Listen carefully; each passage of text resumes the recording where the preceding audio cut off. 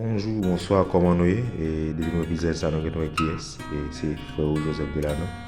Et normalement, sans porter pour nous là, c'est une petite vidéo, nous allons regarder ensemble avec moi.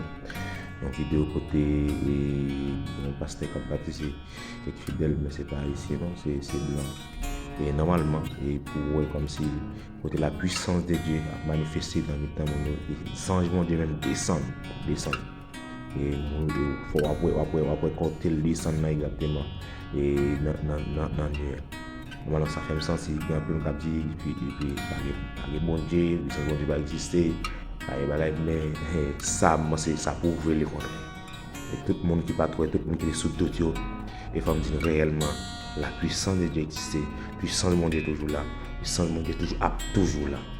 Ça fait me sentir vous-même qui va regarder la vidéo, ça prend son temps, vous regardez, vous suivez avec un peu l'attention, et puis vous-même, vous là, vous avez une réponse pour là. Et si frère, dans mon jeu de la pas oublier.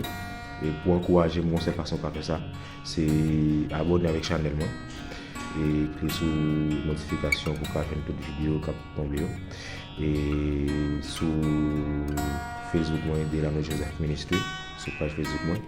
Et sur la plateforme, c'est Joseph Delano et Instagram, tout ça. Moi, c'est en suivre, en regarder avec un peu l'attention vidéo, en suivre.